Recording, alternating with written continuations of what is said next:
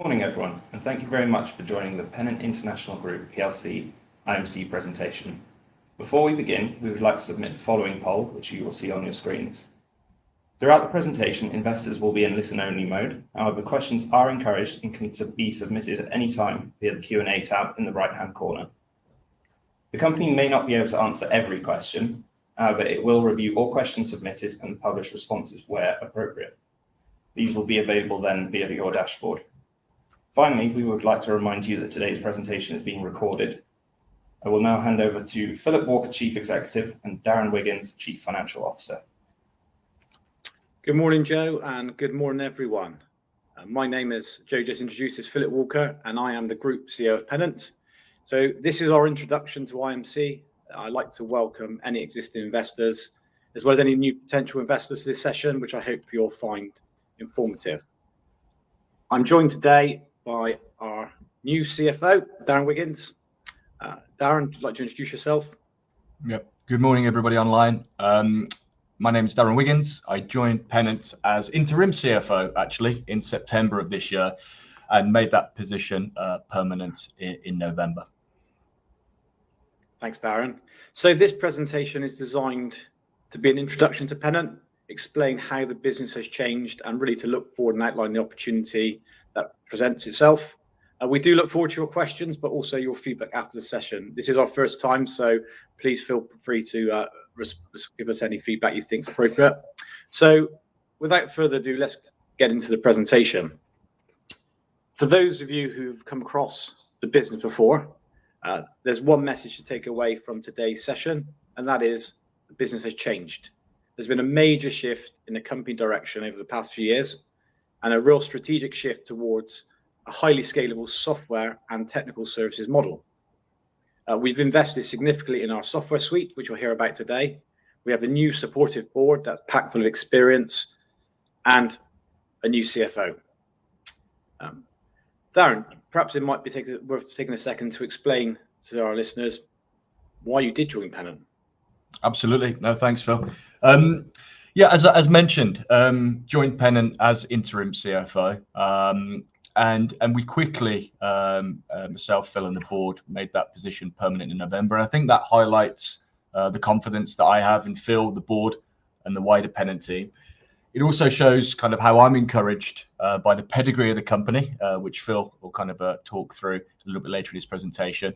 The hard work that's already been undertaken to reposition and re-strategize this company in the face of some difficult market conditions, in all fairness, and of course the opportunity that our product portfolio affords us, and I think that's going to be a major focus in today's presentation. So today's presentation is split into three segments. We're going to spend 5-10 minutes talking about Pennant, overview of the business. We're then going to give you a bit of a flavour around what is Auxilium, what is this software product we're talking about, and then finally wrap up with looking forward, including some financials. So, what is Pennant? What do we do? Pennant's been a very complex technical business for people to understand, but what we do is quite simple. We allow our customers, which are predominantly defence primes, OEMs, government organisations, to make data-driven decisions that manage mission-critical assets in regulated sectors. We do that by providing them a powerful suite of software tools which align with global standards and specifications, and that's a critical point, the standard specifications. And all of that allows our customers to drive maximum operational efficiency from their assets at the right cost. And never has that been more important than in the global context of today. And in this, our aspiration of Pennant is to be the system support enterprise solution of choice. Now, that could be quite a lot to get your head around. So as we walk through this presentation, we're going to try to explain to you exactly what we do and what that means. But just to point out, we're 80% defence focused, but we are truly a global business. We have a UK headquarters, we have offices in North America, Asia Pacific, and we operate globally. We're a global customer base. And on that note, I'd like to share a snapshot of our customers. I'm particularly proud of this customer base. For a small UK SME, we've got a fantastic blue chip customer base built up over the last period. This presents us with a fantastic opportunity to cross-sell our capability into this tool base. But more importantly than that, it gives us credibility when we're going to our customers, talk about who we support and what we do. And moving to an enterprise solution really builds up the value chain. Traditionally, Pennant would have been perceived as a project-based tool, would be used on a satellite program in Florida, maybe a naval program in Australia, perhaps a training program in the Middle East. The concept you need to take away from today's presentation is the business has developed a suite of software that can be deployed across an enterprise level to manage all of these systems and complex assets for our customers. So how do we operate? Thanks, Phil. So Pennant goes to market or addresses its market through three key segments. And I think this, again, will be a theme throughout the presentation. Taking each of those segments in turn, the first we've presented here is our software segment. Our software division comprises of three core products. The first is GenS, which is a data configuration tool that allows for tracking and management of subcomponents and assemblies for complex equipment. Secondly, our R4i tool converts data into technical or maintenance manuals for use, again, in the operation of that complex equipment. And then thirdly, Analyzer, a data analytics tool that provides insights into spares optimization, cost trade-offs, and repair scheduling. Our software products are sold either under perpetual license with associated maintenance contracts, or we hope increasingly so under a subscription-based per-user model. These products are proven, they're established, and they're widely used in our end markets currently. Gross margins are very healthy, as you may expect from a software segment, in excess of 70%. Phil's going to talk more about the software segment in the coming slides and the major efforts we've made in integrating those three separate elements or separate products into one single suite, which is a really important development for us as a business. Secondly, the technical services segment. It's our largest by absolute revenue. It comprises essentially of a global team of experts providing consultancy, training, or development services, usually under repeatable annual contracts across multiple sectors. Gross margins can range from 40 to 60%, and that is obviously contract dependent. And then last but not least, our training solutions division, which again, we'll emphasize throughout this presentation, is our heritage. Pennant manufactures physical or simulated replica training to support the operation and maintenance, again, of complex equipment globally, but usually in the defense sector. Over the last 50 years, Pennant has established a really healthy installed base of equipment, again, in all major regions. We're going to talk about the restructuring of this segment. We released an RNS earlier in the week that also addressed it. That really strategically is designed to make us leaner, more agile, and focus on services and servicing that installed base through modifications, retrofits, and upgrades. This, we know, will lead to an enhancement in gross margins in excess of 50% from historic average of 30 to 40%. In the training solutions business, delivery tends to be over 6 to 36 months. It's project-based, and contracts tend to be milestone-based, which obviously governs the profile of cash and revenue. Last thing I want to say on this slide before I hand back to Phil is that there's obviously synergies of operating these three segments. Selling in one, operating in one can lead to opportunities in another, and we see that on a daily basis. I'm going to hand back to Phil now to talk through how we've been repositioning within these segments. Thanks, Darren. So as I said at the start, the real key message to take away from today's briefing is that this business has taken decisive action to shift towards a software and services model. The software and services segment, as you point out on that slide, is looking to account for 85% of our revenue. If you look back to this business 2020, when this strategy was initiated, when I became CEO, this segment only accounted for 30% of our revenue. This is all designed to drive better quality of earnings, improve our margins, reduce our working capital, because the historic business in Pennant was exposed to lumpy, heavy working capital cycles, and we've largely achieved that. And we'll tell you a little bit more about what we've actually done on the next slide. But to Darren's point, training remains our heritage. the business credibility, our relationships are built off a long track record of delivery on the training side. And the key point here is that we've realigned this business. If anyone's following the strategic defence review or looking at the global markets, spending on defence is not slowing down. However, spending on new platforms and new capability isn't happening. UK defence seems to be focused on capability enhancements, upgrades, retrofits, and our business has now been realigned to serve that market. We have an installed base across the world of training systems, and we're now well positioned for a much leaner working capital profile and lower cost base to serve those customers. So I'd like to explain, or get Darren to explain exactly what have we done.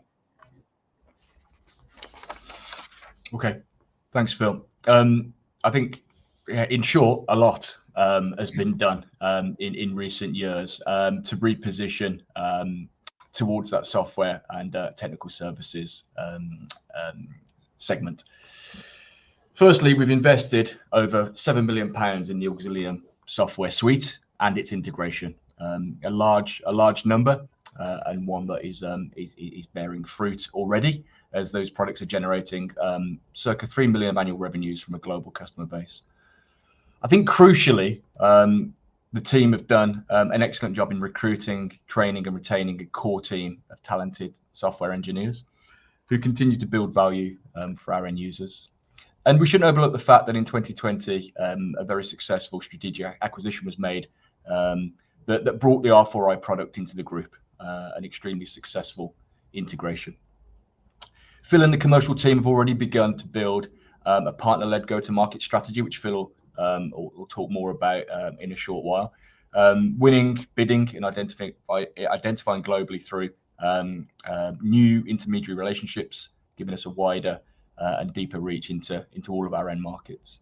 And again, not to be overlooked, the operating model change that's been made recently is to regionalize our business structure, put in 3 general managers in our 3 core regions: North America, or the Americas, Europe, Middle East, and Africa, and then Asia Pacific, with ownership and accountability in those regions, but not losing the ethos of one Pennant globally.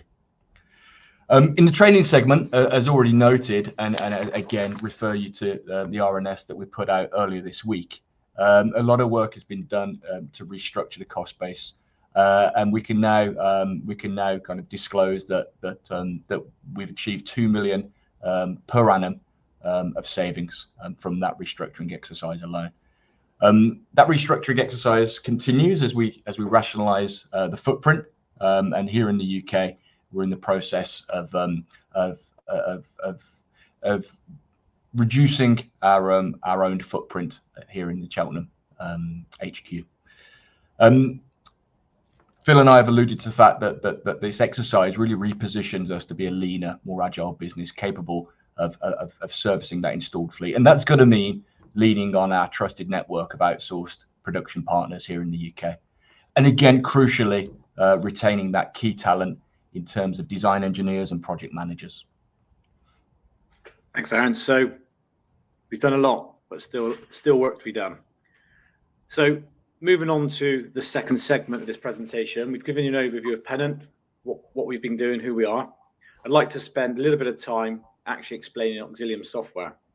So for those of you who don't know, Auxilium, I should have done a poll competition on this, is the Latin word that means to support and assist. And everything we do at Pennant is about supporting and assisting our customers, their people, and most importantly, their critical equipment and assets. So that is Auxilium.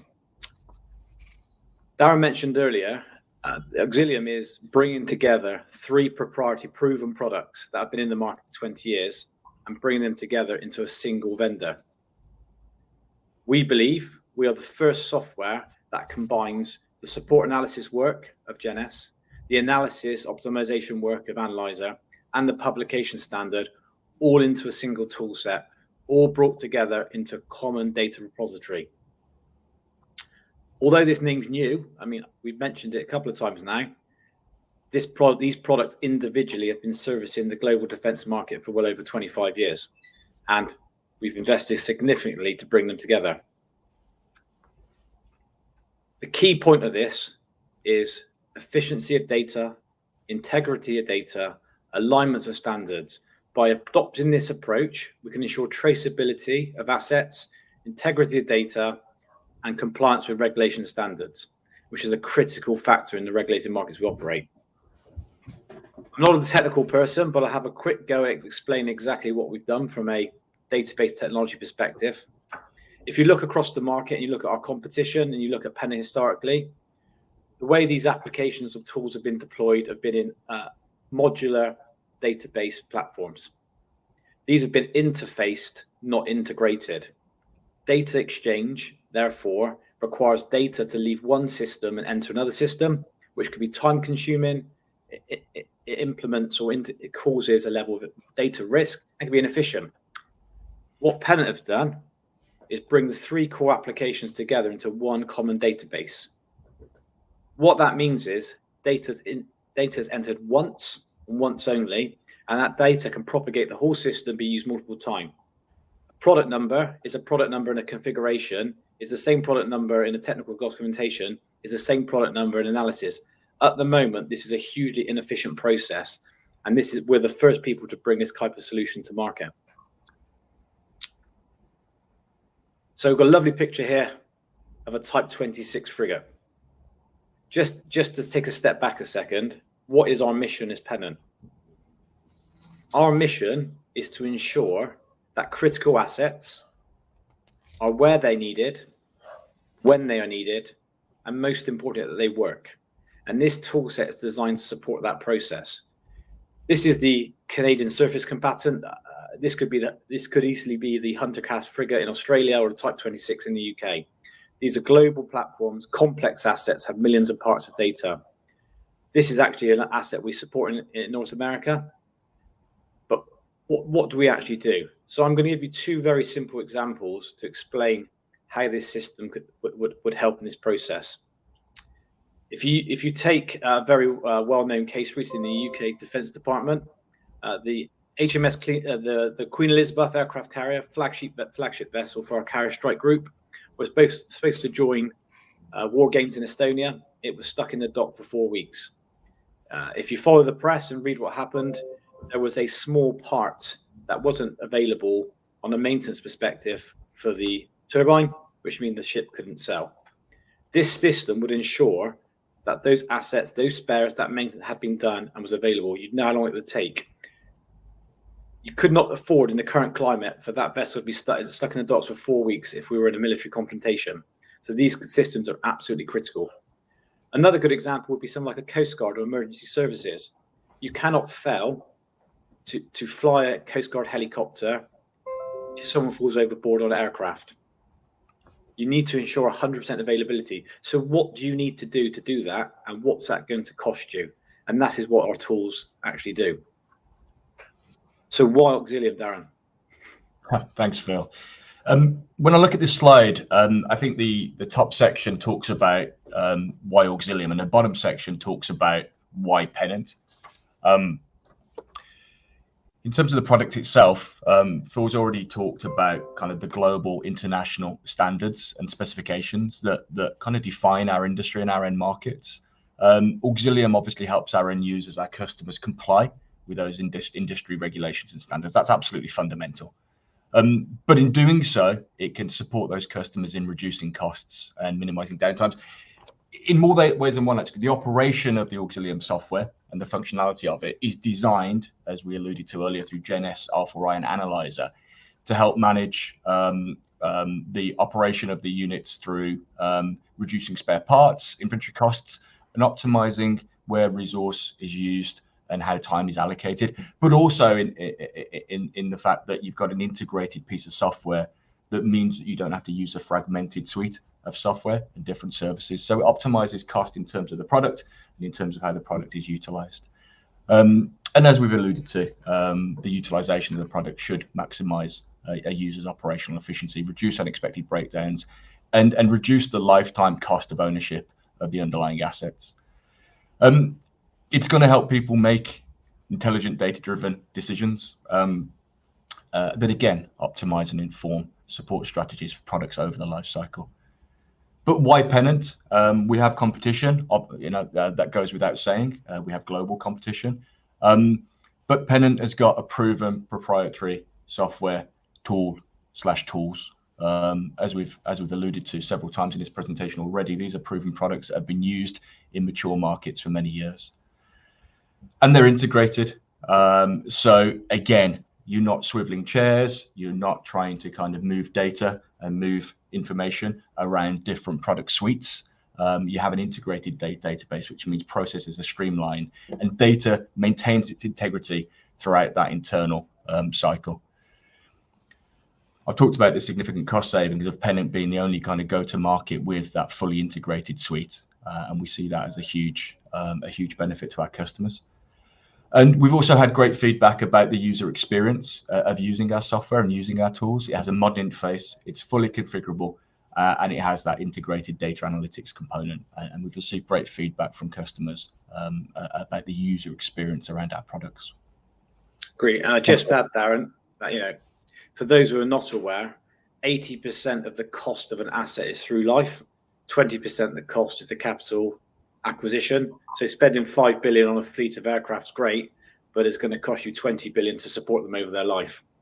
The other point on cost saving is because we're one vendor, our competition are integrating 4 or 5 different software suites together. So you're dealing with multiple vendors, multiple suppliers, multiple installations. There's a real efficiency in time for IT departments and IT licensing. So we believe we've got a really powerful proposition. So that's a little bit of flavour, Auxilium. I'd like to move on to the outlook now, looking forward in terms of what the next step will hold. And I'm going to hand back to Darren to give you a bit of an update on the financial position.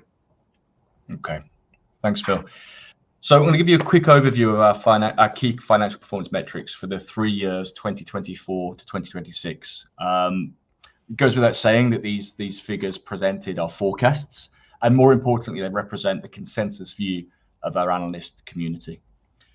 And again, for the point of context, I'm going to mention that RNS that were released on Tuesday that updated on the ongoing restructuring activity, largely within the training systems division.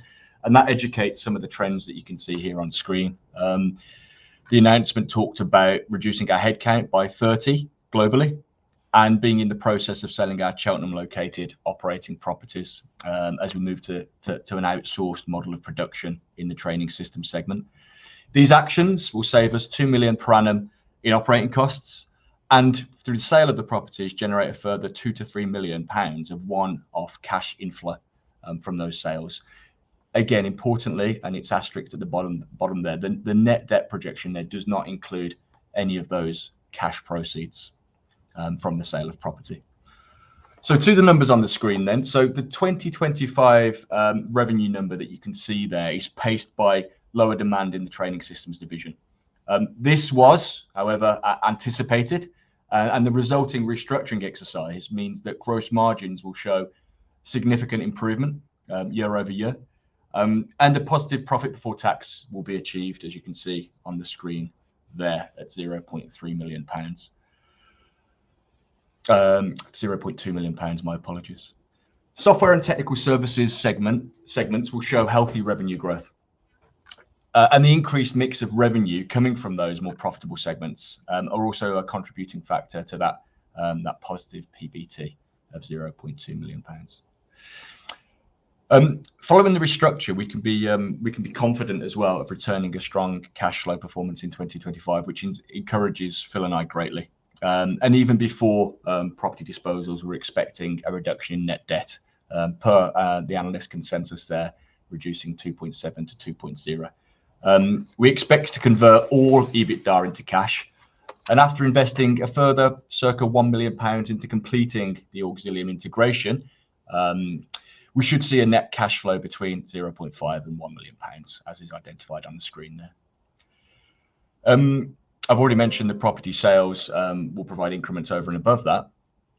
And if, as is anticipated, all properties are successfully closed in Q1 of 2025, then we anticipate ending 2025 in a net cash position, which would be the first time, I believe, since 2018 for Pennant as a business.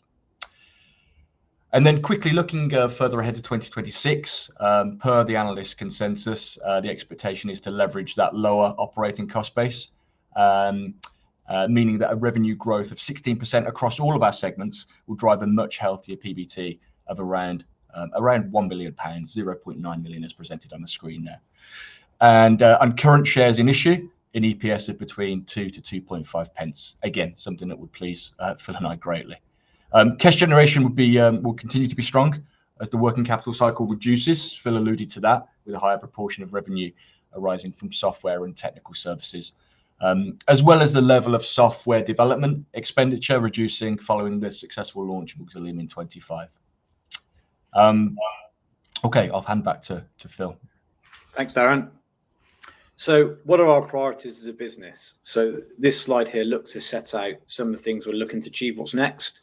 The first bit I'm going to focus on is organic opportunities. So as we've alluded to a number of times through this presentation, Pennant has a proven, established proprietary software product that's used in some of our core markets.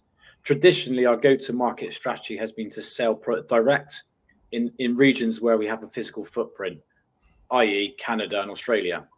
We're looking as a business, and we've been working on this for some time now, to expand our reach, working with resellers, partners in key territories to look beyond our existing market, and also to change our approach rather than go direct, go indirect. So we've already signed up a reseller in Japan, or partner in Japan. We're looking to add in other strategic partners across the globe to help us access new territories. The other point is, whilst the product and the software is fantastic, and I would say that, we want to enhance that support functionality around that product. We want to have excellent customer service. So we're investing in our tool set, whether that's licensing system, support portal, and our technical services in terms of training and demos, to build that customer experience so we can really scale this business up globally as we take advantage of the opportunities that face there. In terms of opportunities, Darren, do you want to cover these? Yeah, we do see, whether that's in short course or medium term, opportunities across the industry of adding coverage to our existing coverage of global standards within our software tools. We see opportunities as well out there to add upstream and downstream products that are capable of integration into our product suite, but also enhance our offering to customers in terms of the services we provide at the front end, or the ease of working on our platforms at the back end. We also see huge opportunities actually in adjacent territories and adjacent markets. When we say adjacent to defence, our core markets, and some of those opportunities are actually with already existing and embedded customers. So yeah, plenty of opportunity out there for the business, on top of focusing on those organic opportunities and priorities. Yeah, and not forgetting the training business, having implemented the reposition exercise, we've got a much lower cost base. We have an extremely healthy pipeline. We announced an RNS 6 weeks ago about Pennant being down selected, or the MOD announcing a notice to award a contract to Pennant. We have now got in a position where we're ready and lean to service our installed base. And with our new outsourced relationships and lower cost base, we can drive good cash generation and profitability from our training business as well over the next period, which will complement what we're doing in the other part of the group. Just to bring all this together in terms of what does the next period hold, I'll start at the bottom and then I'll get Darren to cover the numbers. So crucially, number one for Pennant, we need to launch the fully integrated Auxilium suite. That is scheduled to release on the 31st of March this year. We've already released the first two aspects. As I mentioned, all three of these products already exist, but the full integrated suite will be coming to market at the end of March. And we've already sold this product to a customer in North America and making good traction with other customers. Alongside that, we're implementing our new go-to-market strategy, building partners, building resellers in key territories to expand our reach so we can leverage the opportunity we have across the globe. And what that means is, from a financial perspective, and I'll let the CFO talk. Yep, thanks, Phil. Again, you've seen from the analyst consensus, but now you're hearing from Phil and I here that we're expecting a return to a positive, albeit modest, profit before tax following the completion of the restructuring exercise. And we very much expect to post a strong conversion of operating profit to operating cash next year. Our software and technical service segments will show growth, will show healthy growth in 2025. And we know that the training segment revenue will reduce. The market environment, as well as the fact that we successfully completed on a 3-year Apache program that contributed to our 22, 23, 24 revenue numbers. And that last unit left Pennant in Q4 of 2024. We feel confident about the revenue numbers, the profit numbers, because of not only, but because of that order coverage that we've got there. We go into the year with a strong order book and strong order coverage for 2025, currently estimated at just over £7 million. Thanks, Darren. Joe, can I hand back to you, see if any questions? Yes, thank you very much. So we've had several submitted already, and if I could ask investors to keep submitting them, that'd be great. We'll kick off with David A, who asks basically, who are your competitors? And if I could roll in a couple on that, on the competition point, what gives the board confidence that customers will move to Auxilium when their existing solutions likely sit in a already complex workflow? And then also, once you've won your customer, what's the requirement of the client to move to the Auxilium solution from a competitor's system? Fine. Okay. I'll have a go at that, Joe, in the 3 constituent parts, but you might need to give me a nudge if I miss something. So core competition in our market, it comes in the form of some very small organizations like Raytheon. So Raytheon, a huge global defense OEM, has a product called Eagle. They would be our prime competitor. We have for each of the 3 applications, there are different competition. The point I would make is that none of our competition have the breadth of capability we have. So there's a European German company that would compete with us on the technical documentation. There's a US company who would compete with us on the analyzer tool. But our competition are partnering with 3 or 4 different applications to try and achieve the power that we've got in our suite. Actually, to go one step further, one of our biggest competitors is Excel. So in particularly the North American market, a lot of operators use Excel to capture their data and use their data. The thing that's changing from a global point of view is the fact that the standards and specifications that govern data management, data interoperability are changing. And defense organizations in particular are mandating that the data is provided in these forms. Therefore, Excel doesn't work. So the real driver for me, particularly in some of our core markets, is the fact that historic systems like Excel won't comply with the global standards. And then the competition that does exist doesn't have the breadth of capability that we have. To move on to the second bit of that question, Joe, why does the board have confidence that the customers will move to Auxilium and about complex workflows? Well, I tackle this in a couple of ways. There's a couple of things to think about here, and the themes are quite consistent with what I've just said and said earlier.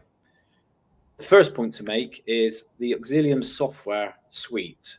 Whilst it's based on proven proprietary technology, the development of the integration and the development of the new capability has been done in conjunction with a team of partners. Those partners are also customers and large OEMs from around the world. They're partners in North America, partners in Europe, partners in Australia. They've been actively contributing to develop the product to make sure that when we release it meets their needs. And these are the people that are asking for us chasing us to release the product because they know it's going to work for them. The second point to make is the solution is modular. Customers don't need to throw away everything they've got. If you've got 30 years of historic data on a particular asset, you don't have to migrate in one go. You can do it in a controlled process. However, the Auxilium solution ensures that the data can be validated and drawn into the system. So it's almost a data validity check to ensure the integrity of data. So they can continue to operate their legacy systems and they can move on a controlled basis into a system that will give them a much more power, align with standards, ensure data integrity. But probably the most important factor that that will drive the demand for Auxilium and from our customers is that the process you mentioned, you're right, it's very complex. An OEM or defense prime will be well established at managing that process. but they will do that from anywhere between 4 to 10 different systems. They'll have a sparing system with one company. They'll have a life cycle costing system with another company. They'll have a publication software with another company. The power of Auxilium to draw those all together into one solution is unique. We're offering that complete solution for one vendor. And the fact that we've built it conceptually on an integrated database ensures a data integrity. We shouldn't really underestimate the compliance aspect in regulated sectors like defense, like commercial aviation, like rail, is becoming increasingly important. In fact, it's become mission critical. So our product is aligned with that need. So really, in simple terms, the solution's a streamlined, efficient process. It's robust. It avoids any need to introduce any data risk by taking data in out of systems or moving things around. It reduces the number of suppliers, it reduces the number of installations you make, and ultimately it will drive better decisions and operational efficiency. So we think it's going to be a very attractive proposition for our customer base. And sorry, Joe, you have to remind me of the third part of that question. It was actually about what's required of the client to move on to the Auxilium solution. Yeah. So the software itself is built on Microsoft SQL. It's very agnostic in terms of operating platform or operating system. Most customers will hold SQL licenses. To install the system takes about 25 minutes from downloading the software key to installing it. And it can be up and running within half an hour. It can be cloud hosted. It can be remotely installed someone's firewall. It's a very simple process to get the system installed up and running. Thank you. So you've been aiming to transform the business for a while now. Can you talk about what the drive behind that was, and then also comment on how complete the transition is now? Thanks, Joe. Great question. I'll start with that, and Darren, feel free if you want to chip in something afterwards. So if you just take a step back a moment, this has been a strategy that was put together in 2020. When I became CEO of this business, I developed a plan to move this business away from its traditional project-based training revenues towards the software and service model. The real driver for me was to reduce the exposure or the reliance, if you want, to lumpy contracts. I want to secure more predictable revenues and ultimately reduce working capital, improve our margins and profitability. I mean, you've heard today, decisive action has been taken to achieve this objective, and we're making very good progress. But I would stress that actually we're on a journey. The journey did start in 2020. We've been going for some time, and it started with the acquisition of the R4i product that Darren alluded to earlier. That was critical because it gave us access to a new software tool to enhance our capability, plus access to the US market. We have a US capability and a US entity. At that time, the training business was accounting for 80% of our revenues. And we talked about earlier the fact that the training business accounts for 15% of our revenues going forward. We're also in the position now where we have a new board, an enhanced board, an experienced board. We have supportive shareholders. We have a macro climate that is favorable to this technology and these mission critical assets. But we're still very much in the reposition phase one. In my opinion, I expect this journey is going to take us another 2 to 3 years to fully execute, but we've made really good inroads this year to accelerate the strategy.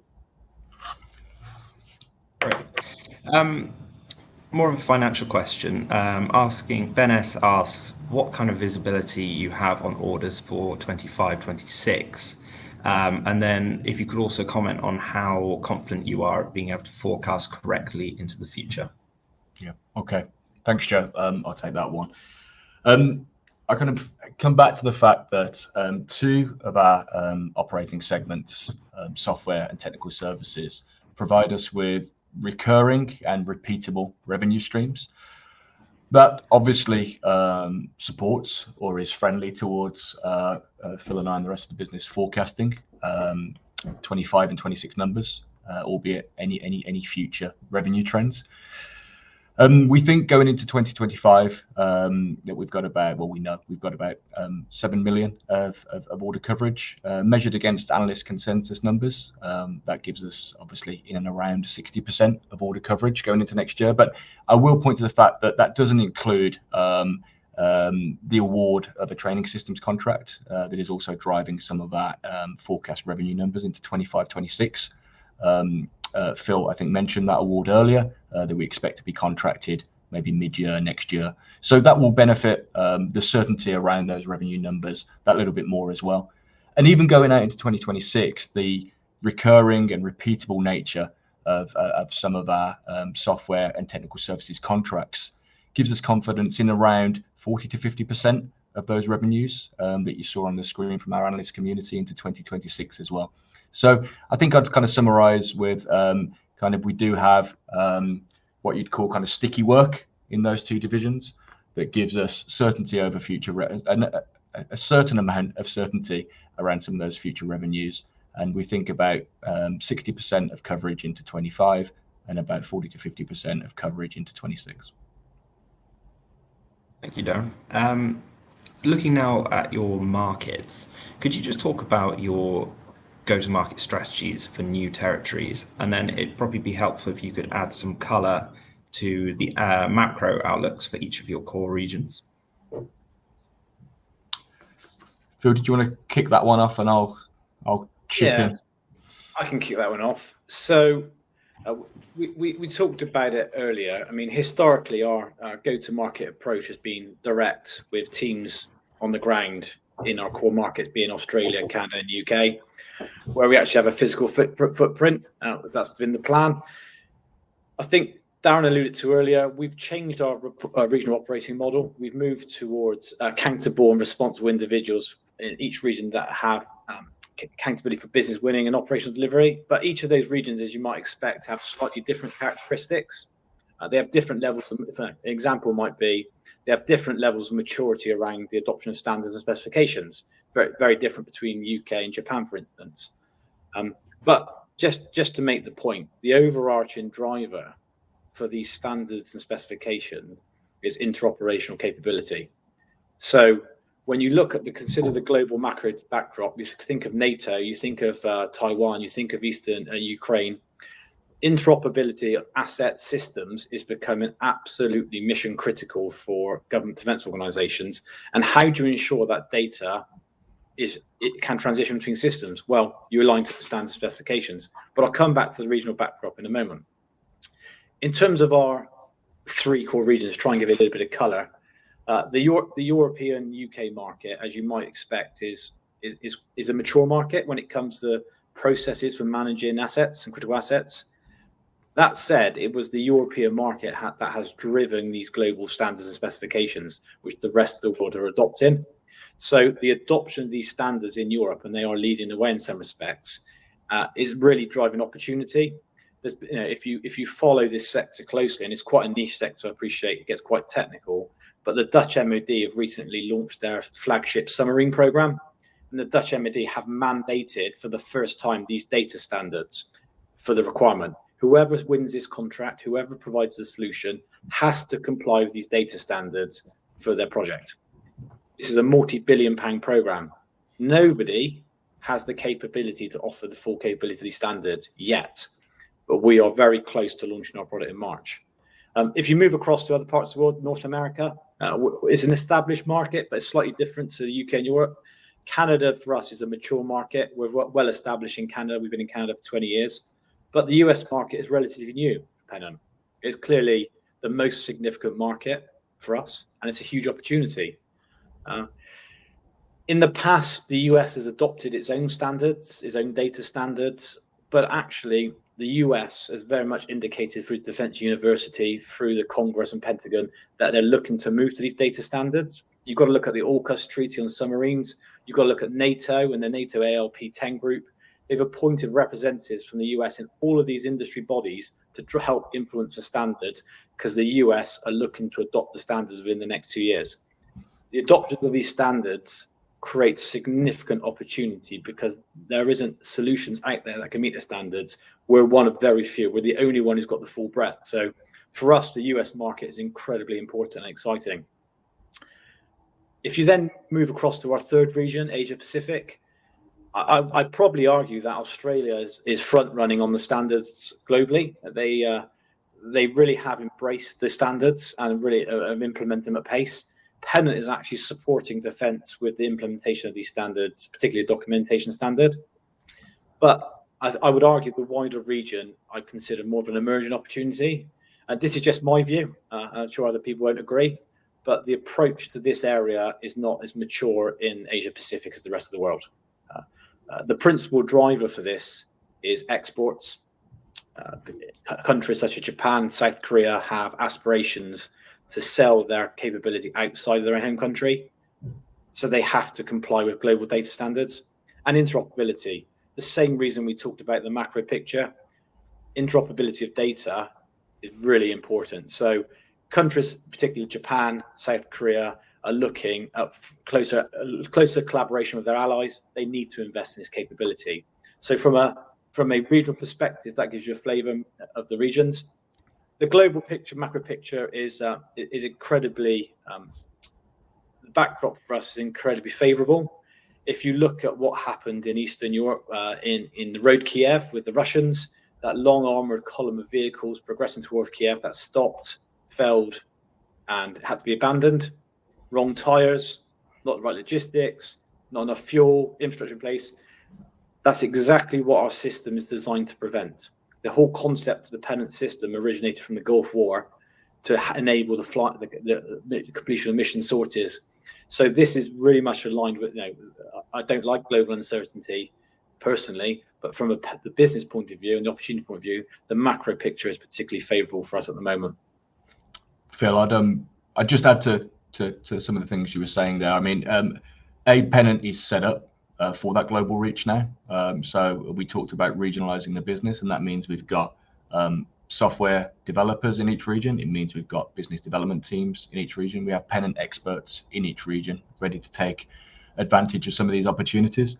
And I'll just emphasize, I think, something that Phil alluded to earlier, which is actually kind of one of the biggest opportunities for us, is where ILS or IPS, as we call them, integrated product support tools, aren't actually in place. And markets are immature, and we see Asia Pacific as a really great opportunity for us there in terms of that emerging market, and so that's why having that base in Australia and that BD team in that region we see as advantageous.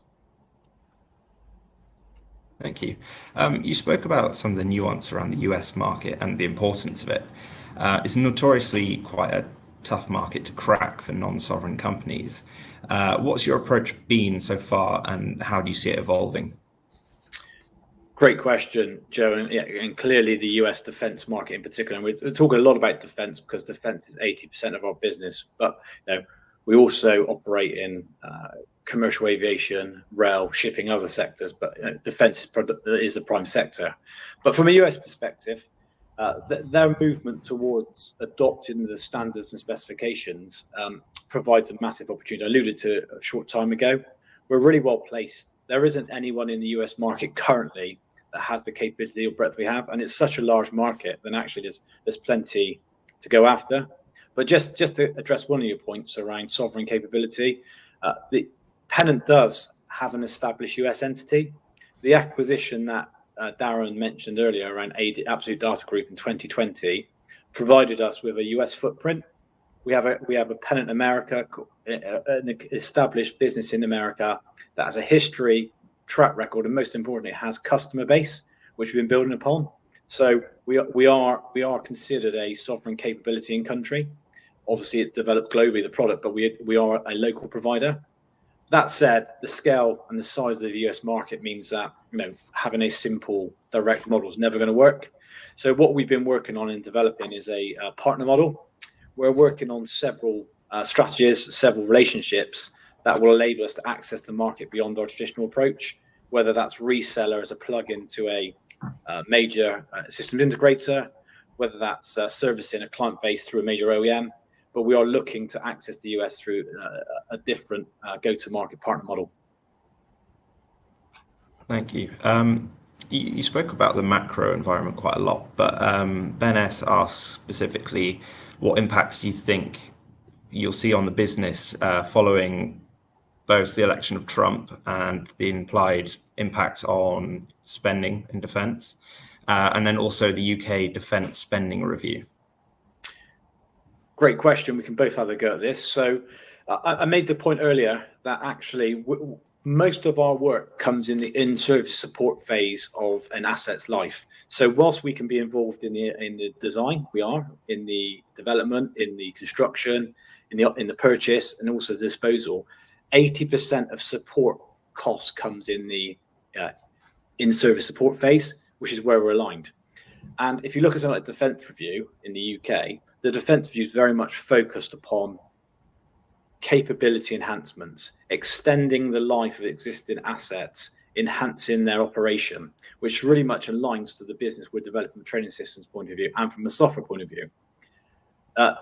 Trump, who knows? I mean, if anyone's got a better view on Trump, then please let me know. But ultimately, global defense spending is going up. The uncertain world we live in means that having available assets now moving towards a war footing is critical. I used the example of the HMS Queen Elizabeth earlier that couldn't sell.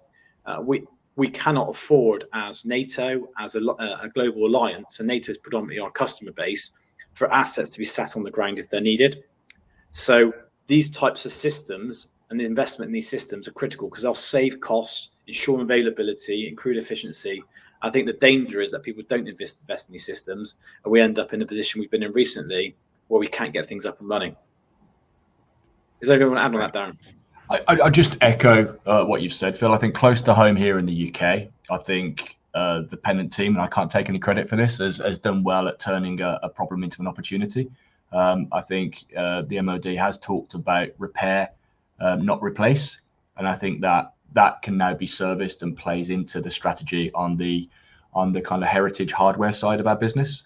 As Phil's alluded to. And then, yeah, Trump, I mean, I think it's only got to liberate kind of defense procurement agencies globally to spend more on the tools that are required to seemingly keep the world safe. And I think, you know, our tool plays a role in that infrastructure. So I think it can only, from a Pennant perspective, it can only be beneficial. But I think I'm just echoing exactly what you've said, Phil.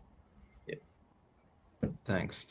Probably quite a quick question, actually, for you, Darren. What share do you think of revenues will the defence sector make up going forward? And it's probably helpful to say what it is now. Yeah, easy to say what it is now, Joe, and that's 80% of our revenues. Going forward, I think short term it will continue to represent that kind of size of our revenue. It's our core market. It's where our order book lies. It's where we see most of our opportunities and most of our partnerships. But that being said, you know, Phil and I would both like a nice surprise and see other adjacent sectors take more share of our book of business. But I think that's going to take time. I think within the next 2 years, I think we'll continue to see defence in that 80% mark as a percentage of our revenue, as we kind of, I guess, start to work those adjacent partnerships in those adjacent industries, commercial aerospace, and of course rail. We already operate in rail, but we see global opportunities within our product portfolio in that transport sector. Phil, is it anything you'd add to that? No, I don't think so. I think you summed up right. I think in the short term, defence is going to be primary focus, but we're already selling into commercial aviation. We're already selling to rail. We're selling to shipping. Any sector that is highly regulated, has industry specifications, complex assets. The system works, but clearly defence. This has been born from defence, and defence have embraced this process. So defence is where the short-term focus will be. Okay, you've mostly answered my next question, which was about what relevant sectors there are for your software. Maybe you could just say what the primary target would be in the adjacent sectors. Yeah, okay. I mean, I'll just go back a step because I sort of like touched on it, but didn't fully answer it. So for us, Joe, the types of customers or industries that require our capability normally have a couple of attributes. There's a couple of core attributes. So firstly, you want them to build large, complex equipment, has lots of systems, lots of parts, because that makes that data management really important. Secondly, you want the equipment to have a long life, like minimum of 10 years, so that you can actually show the value proposition in terms that you can save money. You normally got multiple configurations of equipment and heavy maintenance cycles, but overarching all that, you want industry specifications, barriers to entry, highly regulated. So for us, the sectors that would beat that would be defence. Clearly, we talk about defence, commercial aviation, space, rail, and shipping. These would be the 5 sectors. But based on our track record, our customers, where we sit, for me, commercial aerospace would be the primary market after defence. Yeah, thank you very much. Could you please talk about your current headcount and how this will evolve moving forward and help achieve your strategic goals? Yeah. Phil, do you want me to take the lead on that? Yes, please, Aaron. So I think when we look at average headcounts globally, we're going to be moving from 140 in 2024 to something like 105, 110 on average in 2025, which I guess speaks to the I guess deliberate reduction in workforce globally of 30 heads. As well as some attrition in the first half of next year, but Phil and I are obviously keen not to continue to cut our labour force globally. And I think as we begin the second half of next year and going into 26, there are projects coming online. There are areas of growth coming online that will require us putting some resource back into the business. So we like where we're positioned at the moment, lean, agile, with some outsource in that training system segment of the business. But Phil and I stand ready to add resource as and when it's needed to service our customers and make sure that customer experience is as good as it can be. Phil, would you have anything? I agree with that, Darren. And fundamentally, the business has changed. So if, for instance, the business was to secure a major training contract in the near future, historically, we'd gear up with headcount and production staff and engineers. We've moved to an outsource model. So other than 1 or 2 key personnel to manage that process, it doesn't exist. Also on the go-to-market strategy, as we move away from our direct selling approach into towards a more partner model, we don't need the number of footprints. So yes, we will invest in key roles, key positions, but we're not going to see the growth in employee numbers we've had in the past, where we've been up near 200, 220. We're not going to need to get anywhere near that number of headcount. Yeah. Thank you very much. Conscious of time, could I please ask you both for some closing comments? I'll take that. So just a couple of final comments and thoughts from me. And we've covered a lot of this as we've gone through today. I think I said right at the start of this presentation, the one thing I want people to take away from today is that Pennant is not the same business they thought they knew or did know. As a team, we've taken decisive action to move the business towards a highly scalable software and services model. We've got proven proprietary applications. This is not new product. And the launch of Auxilium in March really presents a huge opportunity to move this business towards an enterprise solution model and access lots of new territories and markets. This has been mentioned a few times today. We've got a new board, we've got a new CFO, we've got an experienced board. We're also lucky we've got a supportive shareholder base and a really maturing go-to-market strategy. So I think we're really well positioned, and I believe we're well positioned to take advantage of this opportunity now. But I'd just like to say, finally, none of this is possible without the Pennant team. We've got a really committed, hard-working, resilient team who are absolutely set on delivering the Auxilium solution to the market and supporting our customers. So very excited about what 2025 will bring for this business. One final thought for me, please do take time for feedback on this session. This is our first time we've used the IMC, so I'd be keen to develop our messaging. So if there's anything you've not liked, anything that's been unclear, anything you'd like to see, please feed it back to us. And I'd just like to say thank you for attending, and we look forward to updating you on our results in 25. Thank you very much, both of you, and thank you for updating investors today. Could I ask that investors do not close the session, as you'll be automatically redirected for the opportunity to provide that feedback. If anyone has any further questions or would like any information further to this, please do get in contact with pennant@walbrookpr.com. And thank you again for attending. Thank you. Thank you. And Merry Christmas to all.